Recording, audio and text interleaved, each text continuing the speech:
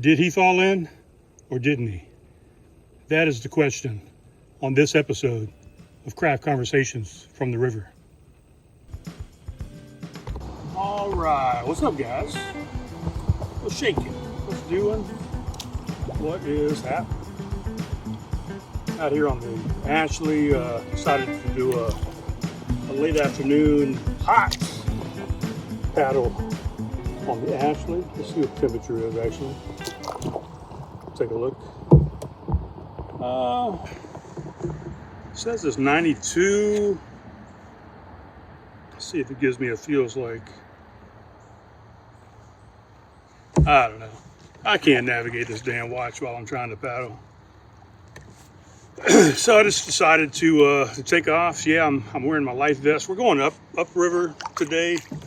High tide paddle. We're about 2 hours before high tide, and sitting the paddle I wanted to do. I was going to go out and do a low tide this morning, but I just didn't feel like it, you know. So I said, "What the hell? Let's go out in the heat of the day and paddle this fucking river." Got my life vest on. Just trying to practice wearing that at all times. You should wear it at all times, really, guys. Let's be responsible out there. You never know what can happen, especially if you're paddling solo. You know, I could run aground on an underground log over here and flip this canoe, and I could hit my head on the log, and next thing you know, I'm at the bottom of this somewhat shallow river. But you know, doesn't matter if it's fucking 6 inches deep. If I'm face down and I'm unconscious, I'm dead. So better to be safe than sorry, you know, as they always say. I was going to outrig the canoe with pretty much the majority of my stuff. I'm still waiting on my motor to come in. Give you a couple of different views here. I'll keep switching back and forth. But so I was going to give myself, what the hell was I saying? I was going to outrig my canoe, and when I started getting my stuff ready to outrig it, I said, "Fuck it, man! I'm not going to do that today because we're just going to do a short paddle up the river." We might have some obstacles. I'm not really going to have any obstacles, you know, on the canal. It's pretty much wide open, you know, for commercial traffic. So there's not going to be a bunch of trees down and shit like that I got to go around or go under and stuff like that. So I figured, let's not outrig everything in here today. Because like I was saying, by the way, I do not have everything yet. The last piece of my puzzle that I'm trying to put together is the pack motor. I still don't have a tracking on that yet. It still says it's supposed to be coming eventually, that they received their order and that they're going to put me at the top of the list of people that should get one, because I've been bugging the shit out of them ever since July 10th when I ordered the damn thing. We'll get back to the rigging and shit. You know, I'm always going off on a tangent, but it was it's a Kickstarter program. And I don't know, I think I want to say 3 years ago is when they started this thing, and they got a Kickstarter going, and it kind of took off, and now they've got so much demand that they can't keep up with production. So I had to wait on the latest production of this, the newer, improved motor that they're putting out with the GPS, you know, the app that they built for it. You know, it's come from just a standalone, you know, kind of fit behind your seat in your kayak or your canoe type deal, where it's got two folding ends to come off either side, the stern and the port side of the boat. I'm sorry, the starboard and the port side of the boat. And it's got two different propellers on either side. So originally it just came with a little remote control. I think it might have been a 12 volt battery at one point, and now they've upgraded to a 16 volt battery. It's got 50 amp hours. Used to be you had to buy the motor and the battery separate, and just had a little remote control with it. So the remote control, you hook it up, you can go forward, you can go backwards, you can spin it left and right. When you spin it left and right, you know, one motor will spin backwards, and the other one will spin forwards, and it propels you, you know, side to side like this. And that was pretty much it. You know, just had a little motor on it that you could go forward and backwards and spin around and shit like that. I think it had a cruise control on it at that point. Then they upgraded the motor, and they upgraded the mounting hardware a little bit, and they added some stiffer components so things didn't break on it. Improved the waterproofing of everything so things weren't getting in the engine. They've made it so it's pretty much, oh man, we got some stuff going on up here. This is why I didn't want to break on the gear. Hell, we might be stuck right here. I don't know. I'm not sure if I can go around that other way, but that definitely looks ugly right there. We're going to show it to you. So, what was I saying? So yeah, improve the waterproofing so that way you could take it on salt water and fresh water, even though, you know, still recommended that you flush the thing out every time you take it out, specifically on salt water. Yeah, we might have to do a little portage right here because I'm not ready to be done yet, because one of the things I'm testing out is my new GPS. Shit. Should I keep you guys live? Will I try and get around this obstacle? Let's see what we got going. Let's see what we got doing over here.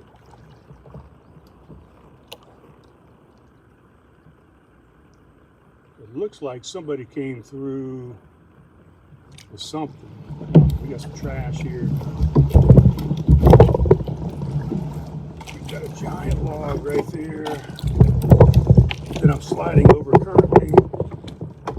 Yeah, I think somebody came through here and cut it so we can maybe get through here. I don't know. Give you a little look.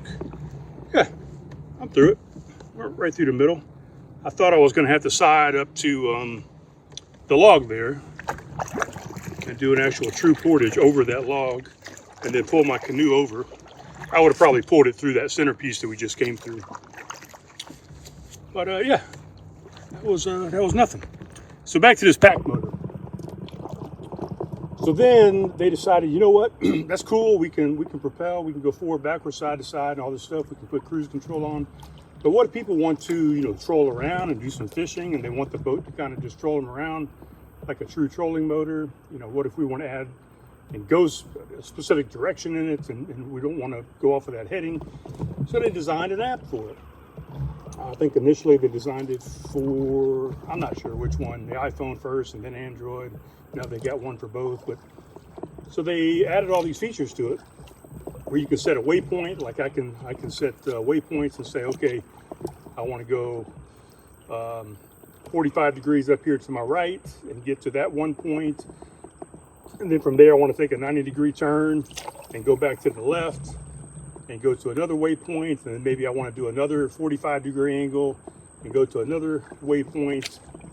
And, you know, you can basically just tell it to go wherever you want it to go. And it goes into the GPS and it takes you there.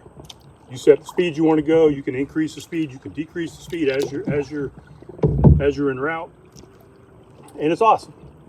You can set up a coordinate. You can say, okay, I want to go due north. And, you know, I'm in the middle of a lake and I know I'm going from end to end and I just want to keep going straight. I don't want it to veer off. I want to go to the north side of that lake. Boom, you set it to go true north and you just go.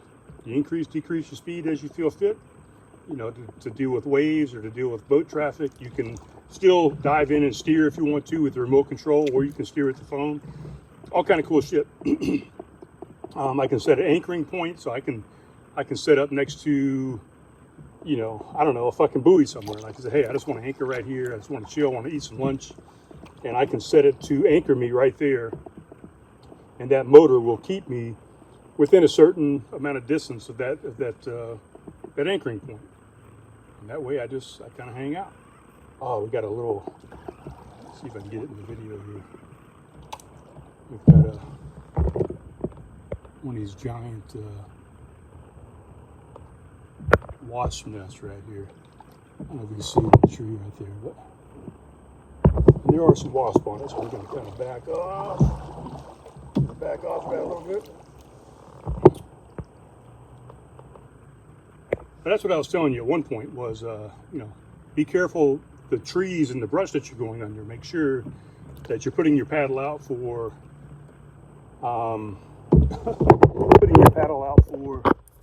spider webs, and that you're trying to see if I can get in here. Where the hell is it? Right there, maybe? Yeah. So that's your guy right there. So make sure you're putting your paddle out to deal with spider webs, and then also make sure you're keeping your eye out for hornet's nests and wasp nests in the lake, because they're out there. This is everybody's river, you know, it ain't just yours and mine. All the animals of the earth use this river. So the pack motor, what else can I say about it? That's about it. So I'm waiting on that, but I was going to outrig the boat today. I have my granite gear bucket set up. It's about 16 pounds. That's pretty much going to sit behind my seat. The pack motor will be behind my seat. That's about 25 pounds total with the propeller setup itself and the 16 volt 50 amp hour battery. That will also sit behind my seat. So now you've got 40 pounds sitting back there. You got me sitting in the seats, 230 to 240-ish pounds, depending on the day, depending on my flow, you know, how heavy my flow is. And yeah, I got stuff that I'm going to put forward to the seat, or after the seat, some people would say. So I've got my water bladder, which is 2.5 gallons. So that's going to be 20 pounds of water that I'll carry. I'll have a couple of water bottles sitting, flanking me in my seat as well. Those are kind of minimal weight, just added to my body weight, my center weight.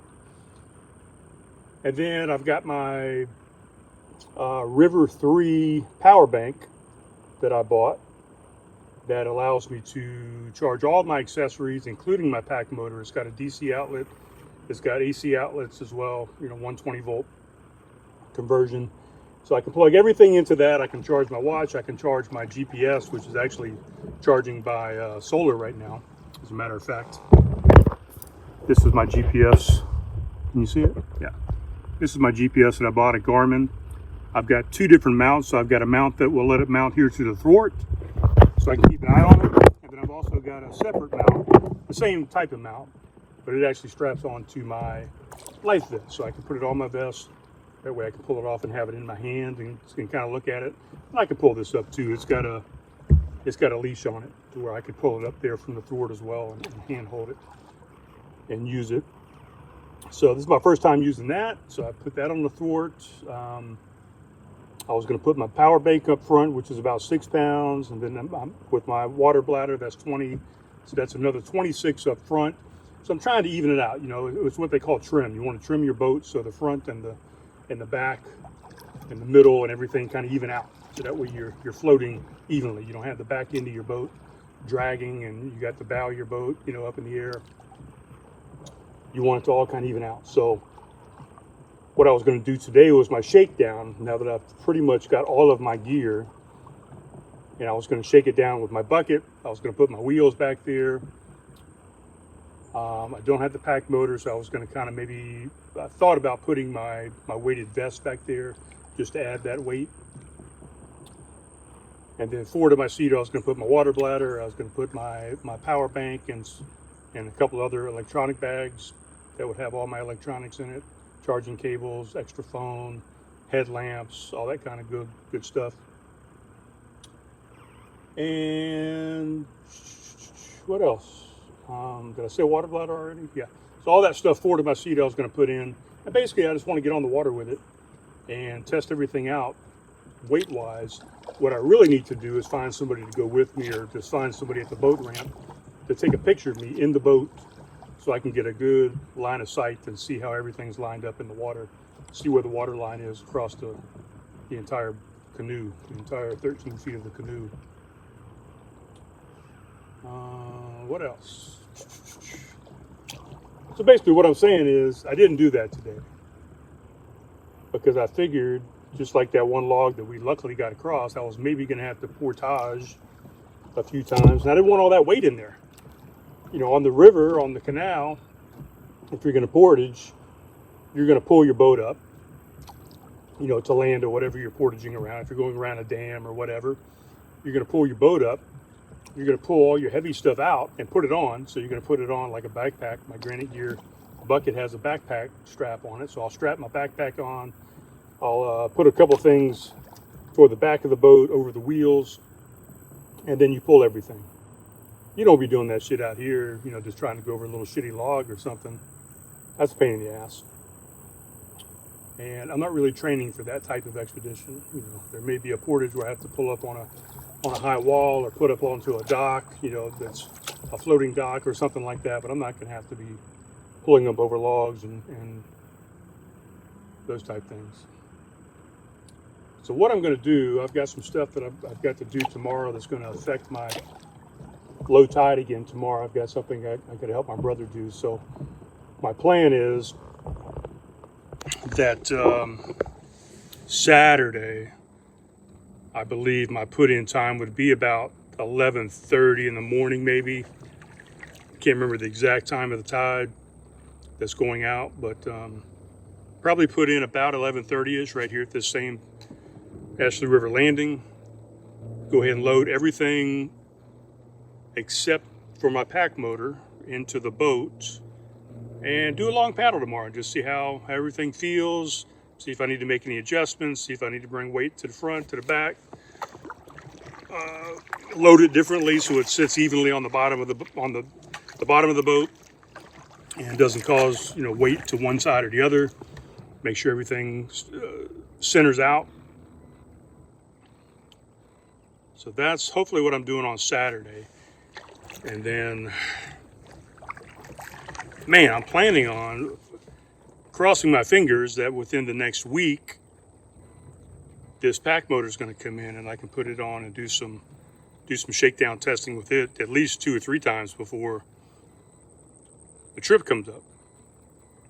The earliest I could maybe pull out, if this motor came in and I was able to do some shakedown with it, the earliest I would pull out, and head on up to New York would be next Thursday. At the very, very earliest. I'm thinking it's probably going to be more like the week after that because I just don't think the pack motor is going to be here. And I don't think I'll have enough time to do all my testing that I want to do and shake everything down before I take off. Because I don't, you know, what you don't want to do is you don't want to get up to Buffalo and put on the river and start figuring out where you want everything. Especially because the first 14, 15 miles, I'm going to be out on the Buffalo River and on the Niagara River before I hit the calmness of the canal. So I'm going to be out in some faster moving water and some commercial traffic, a lot of good wakes and stuff. And it's just not going to be fun to be fucking around with everything at that point. You want everything dialed in before you get out there. And, you know, obviously, it's not going to be perfect. Different conditions and the way you repack things, you know, you're gonna readjust as you go down.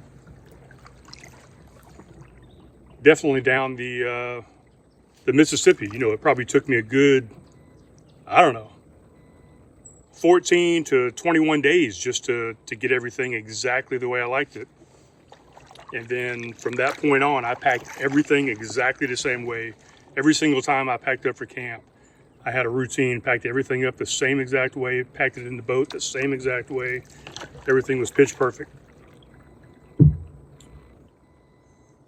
So, which app do you want to listen to this on? That is the plan. We got some more mess coming up here. You didn't see it when I was coming down. I had it pointed at me, but there was a giant log over here to my port side. I mean, pretty much the trunk of a tree that was laying parallel to me as I went by it. So if I would have been paying attention, if I'd been looking at the shore or looking ahead and not paying attention to what was in front of me, I could have ran straight up on that, or, you know, a little bit to one side or the other, and it could have definitely caused some trouble here in the boat, some balance issues. And you hit it on too fast, you could definitely capsize. It could flip you over, especially if you react to it and you react to the side that it's already flipping on. Then you're really fucked. I can't remember what they called this stuff. We came through this stuff the last time I was out here. There's a name for all this when the river collects all this stuff in one spot, and I can't remember what the name of that was. But I just saw it on the video that I watched, so we're going to try and cut through here. It's really disgusting. It's just a choke point in the river that collects all this stuff, and you know, it's kind of unfortunate. There's no way around it. I mean, there's a way around all the trash that you see, and I didn't bring a trash bag, but I'll try and pick up some of this stuff on my way back out. But yeah, it's just a choke point, and really nothing you can do about it. I'm going to push through it, get to the other side of it. Maybe it stays open a little bit, so on the return trip we don't have to fuck with it as badly. But it's a lot better than last time. Last time, if you remember, I had to do some boot scooting and kind of push myself through it because it was real fucking thick last time. And I think this is the exact same choke point. So it's just this bend in the river that just kind of chokes everything up.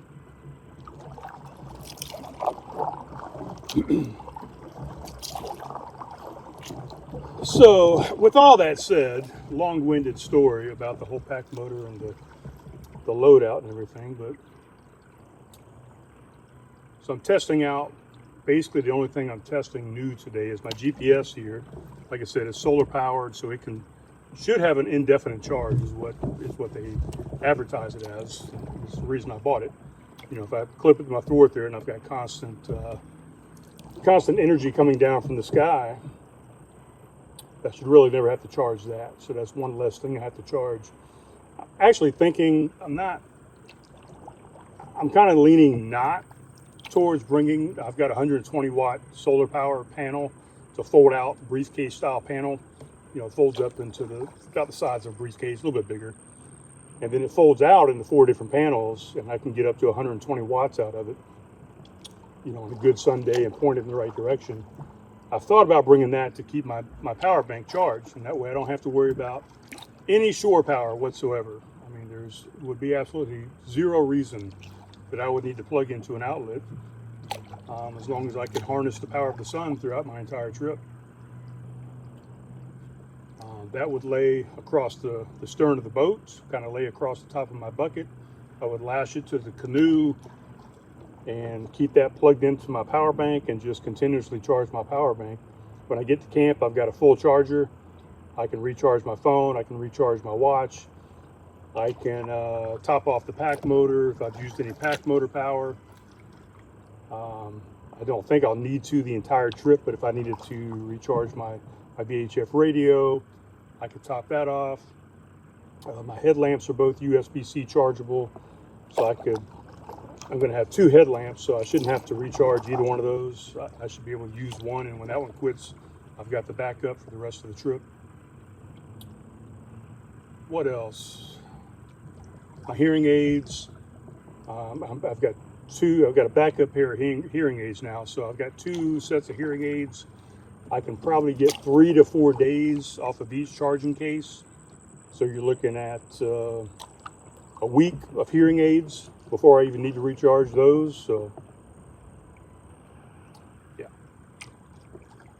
But because I am on the canal and I've got so many chances to charge stuff at marinas, at the locks, at state parks, whatever, along the way, there's almost always going to be a power source that I can just plug in my power bank and not have to worry about solar. So I'm thinking about not bringing the solar panel. I just think it's going to be overkill. If I was on the Mississippi, yes. On the canal, there's just going to be too many opportunities for me to stop in a town, stop at a campground, at a lock, whatever. There's going to be an outlet where I can plug in and juice up. Power bank, I'm kind of testing it out now and charging stuff just when I'm sitting around the trailer or in the house. Instead of using shore power, I'm kind of charging my phone and my watch and some different things with that, just to see how many days I get out of just charging the little stuff like that. The only variable that I wouldn't know at this point was how much juice it takes to top off the pack motor. So,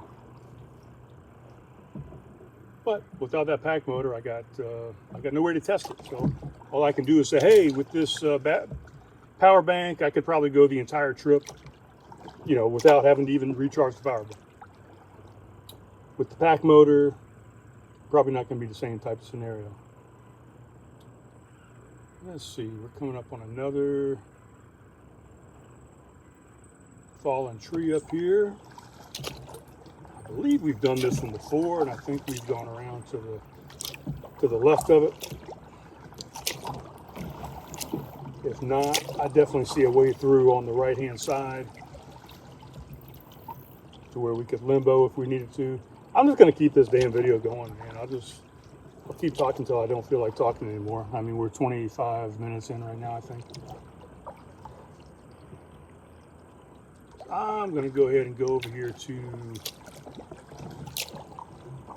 the left and just see if we can go around.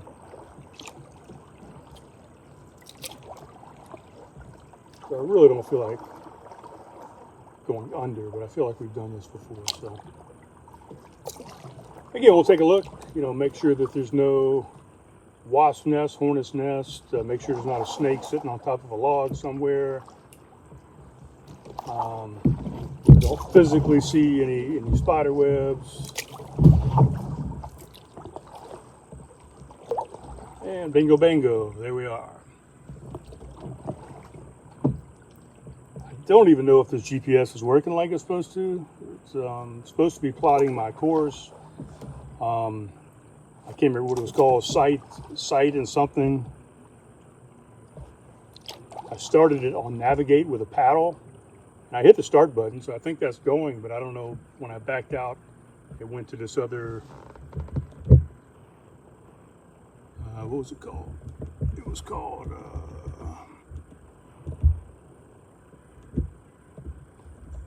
hell, I don't even know if I fucking know. I don't even know. I mean, right now it says that it's still tracking. So it says we're at 29 minutes. We're 0.84 miles. So I think we're at least tracking that. And then I set it up for two different ways. I set it up to link to my Garmin app, which I didn't have previously until I bought this Garmin GPS. So I set it up to go to that, to download to that app, and then also set it up to download to my Strava. So that's what we're testing today, basically. Also, you know, I inlaid a couple things here in the boat and secured them. So I got my horn in case we get into trouble in the canal. I need to go port to port with a oncoming boat. I hit the horn once, they reply with a once, and we both say yes. Okay, we're gonna come at each other and cross each other, pass each other on the port side. If we're gonna cross each other on the starboard side, either myself or the boat coming at me would hit the horn twice, and that would denote that we're going starboard to starboard. If I hear a horn 3 times, that means a boat is backing up, like coming out of a marina or backing up for some other reason. The one you don't want to hear is if, and sometimes people just hit a horn once just to get your attention, you know, not really passing or anything.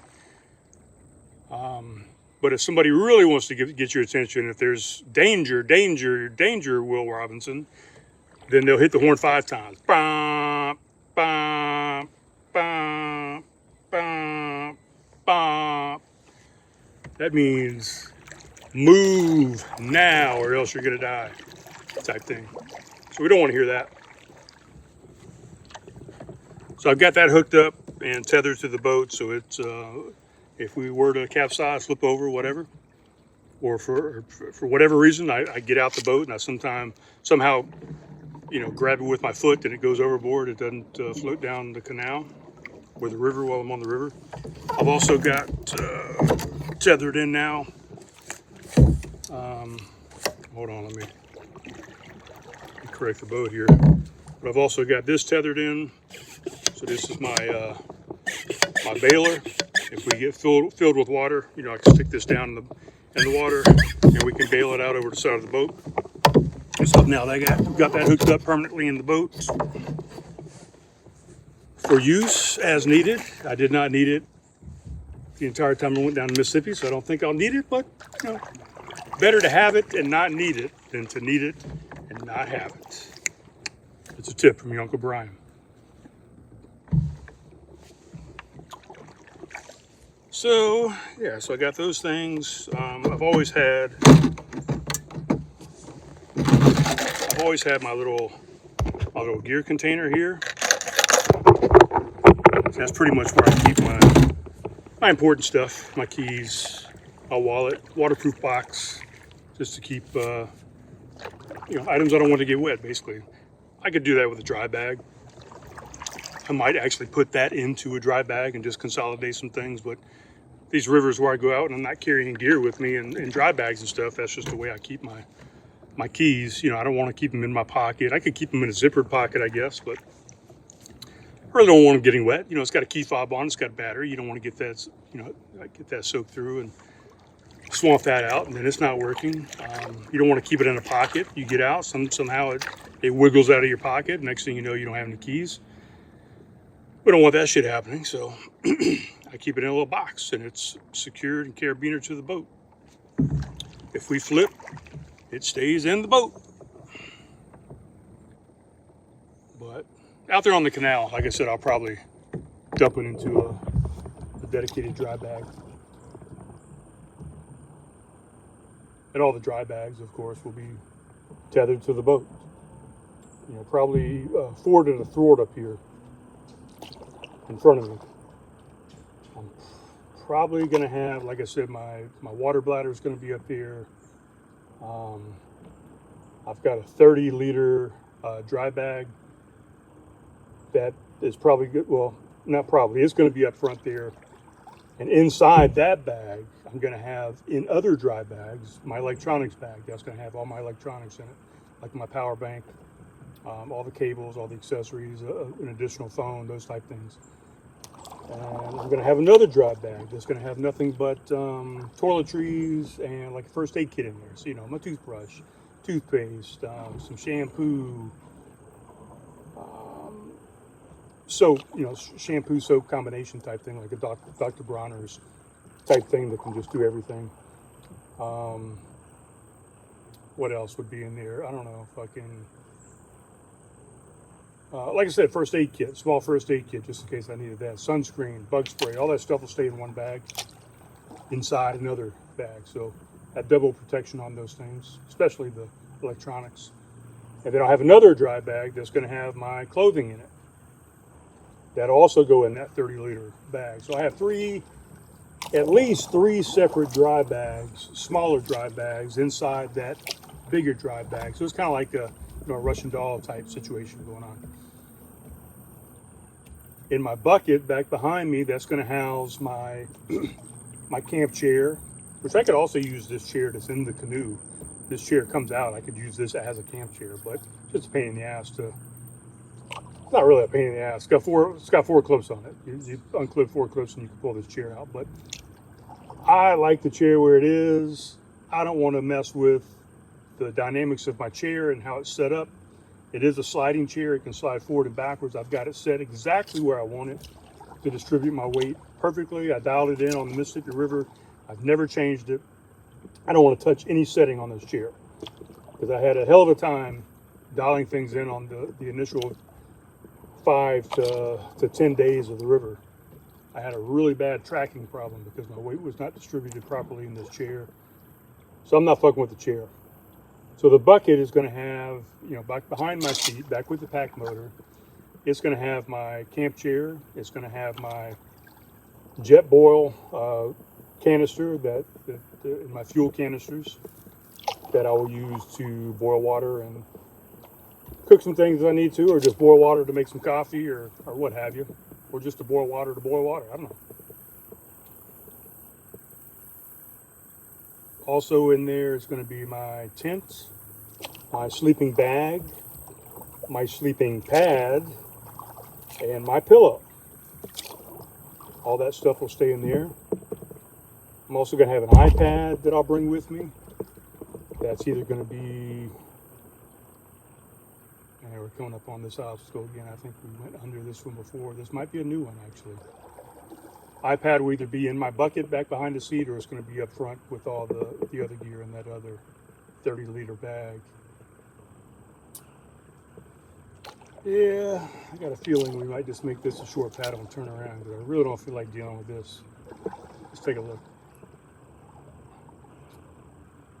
Yeah.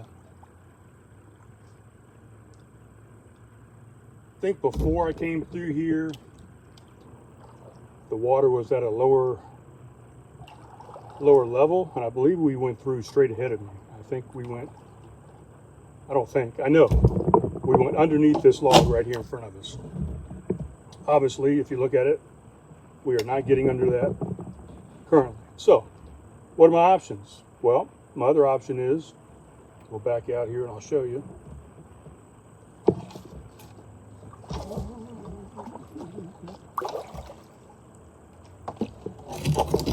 My other option would be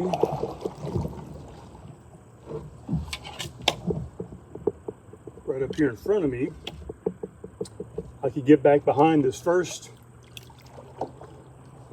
piece of this trunk, squeeze in there back behind it, either from the front side over here. I could back in or turn in and put either my port or my starboard side to this tree trunk. Let me turn here. You know, parallel myself to this tree trunk, stand up on the tree trunk, pull my canoe over it as I stand on the trunk, and then get back in the canoe. My other option is right here in front of me this way.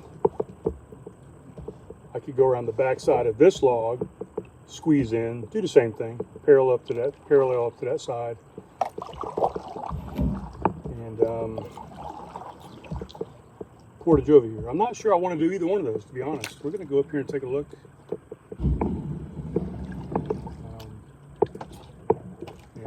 There's a lot of extra pieces of this tree that are that I'm hitting right now. I'm going over another branch of this tree that's fucking me up going around to the side. So actually, probably the best way is to go underneath that first piece of trunk and parallel from the other direction instead of going the way I'm going at the moment. But we could still get through there going this direction, I believe. Ooh, just saw something pop over there. I thought it was a snake or something popping up, but it looks like it was just another piece of log. Yeah, see, I've just got too much shit going on over here. We're gonna back out of this shit show. And I think we're gonna swing back around the long way and see if we can come in on the other side. Why not? We're out here. We're out here in it. Let's see if I can do this without falling in the water. I really don't feel like getting in this water.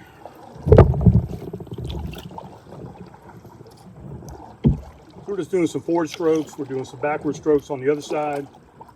Forward, backwards, just making a little 180-degree turn. We spun back around. We're going to look at this tree, make sure there's nothing on it that we don't want to touch. Be it a spider, be it a snake, be it poison ivy, vines, you know. There's all kind of stuff you want to fucking not get involved with, you know. We're going to see if we've got a safe passage up underneath here.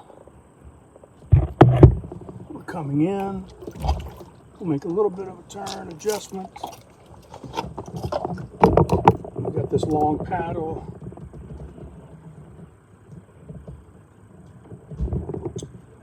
Now, okay, so we're here. Pull the camera out here and show you. So, put my paddle down here in the hull of the boat, up there underneath the bow to get it secured. Luckily, we've actually got. Let me see if I can zoom out a little bit on this. So we've actually got this little branch that's coming up off of this tree right here. So that's going to be good for us. That's going to be something we can hold on to. It looks fairly secure. We're going to get out. We're going to stand up on this log, since we don't have anything that can really dump out of this boat, I've got everything secured. I'm not worried about dumping the canoe and losing anything. The only thing that could dump out at this particular time is this paddle. I do have a paddle leash that I could hook up the paddle leash to it if I wanted to, and that way it is secure. I'm not worried about anything.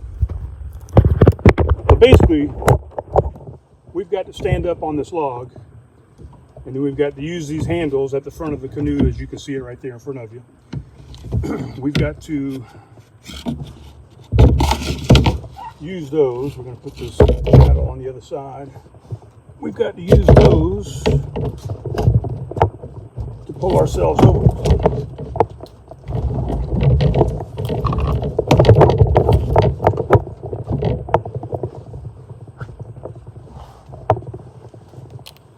So,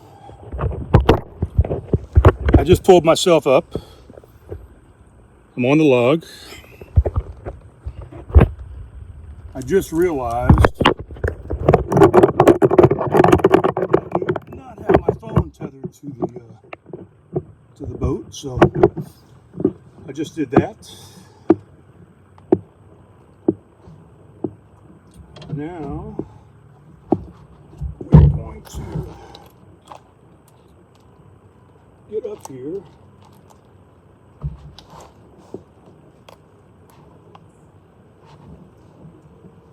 And I'm actually not going to do it, guys. I'm lying to you. I could. I've done it before. Here's the log right here. I'm on it. Easily, I would just angle my boat back, pull the boat over the top, get to the other side, put back in. But I really don't feel like doing it, you know?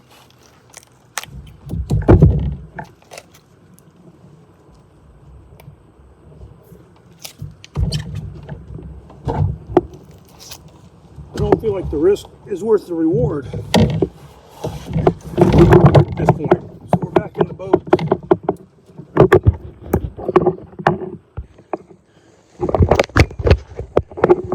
And I didn't come out here to work that hard today. But that's how easy it was. You get up on the log, you position yourself, you pull the boat up over, you get back in it, you continue paddling. But I just don't feel like it.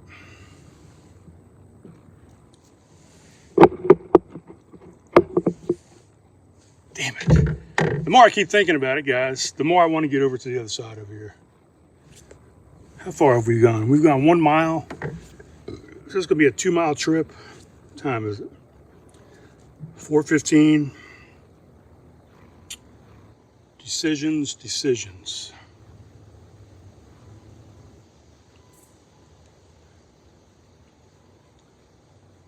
That's specifically why I didn't bring stuff with me, because just in case I needed to do something like this, I would just go ahead and do it.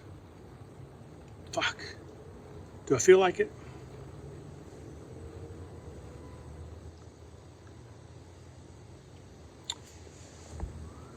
All right, everybody calm down. Everybody relax. Everybody calm down and relax.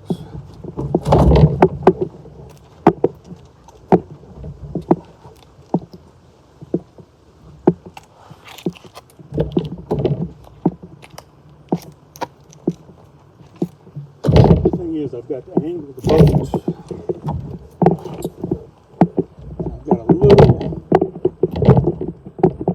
little knot on this side of the boat. What I'm doing now is I'm working the boat back with my feet, trying to get it underneath that little knot.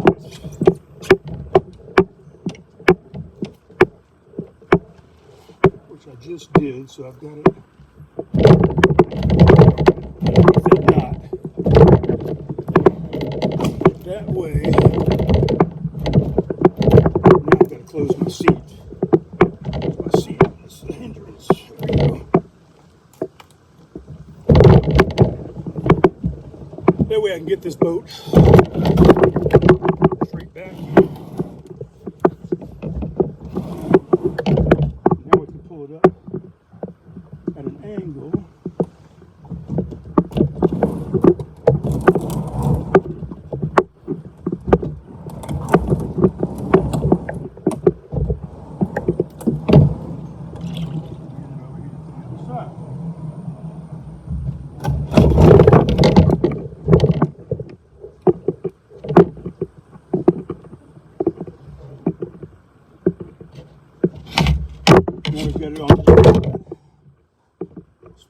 paddle back.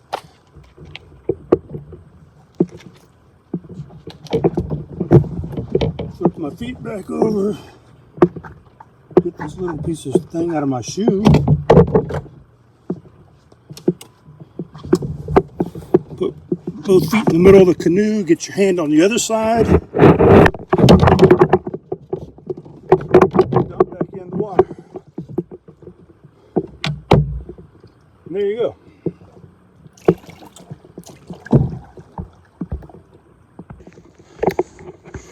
Should have just fucking done it instead of goddamn pussyfooting around. We'd be downriver already doing something else, but wasn't sure if I wanted to mess with it, you know.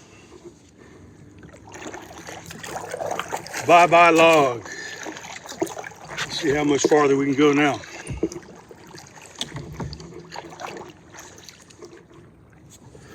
So, another good reason that we didn't bring the gear, right guys? Which was the whole reason I did not. Because I knew there would be something in the way. And having, hell, if I would have brought the bucket, I was going to bring my bucket, the power bank, you know, inside of a dry bag. And then I was going to bring my full water bladder. So that would have been 26, 16, 36.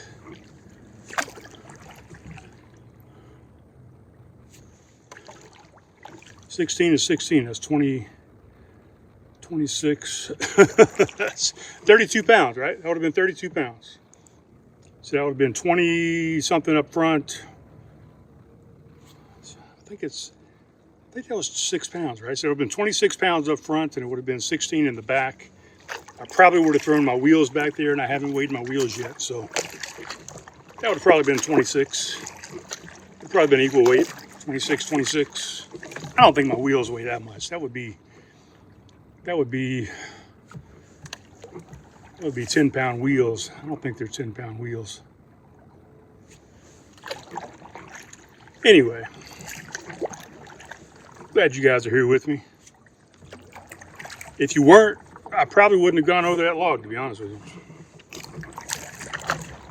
And I'm always honest on this podcast.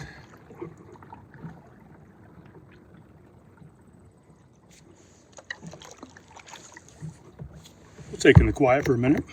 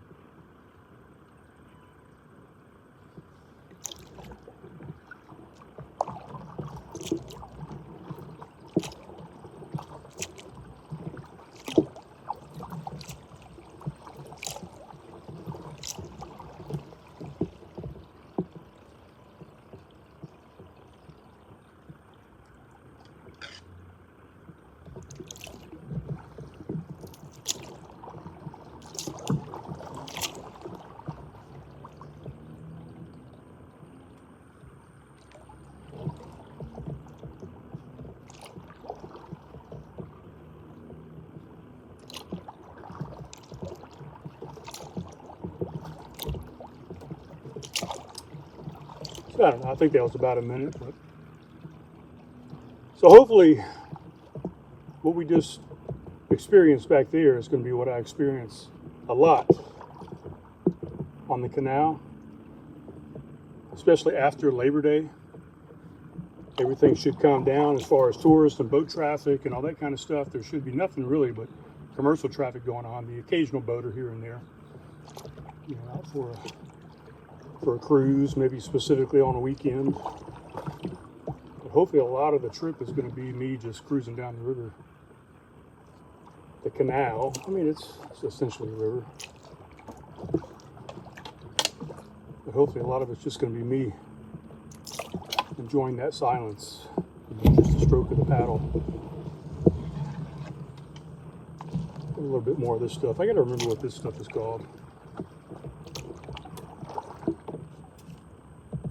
Really should come out here with a trash bag and do a good cleanup one day.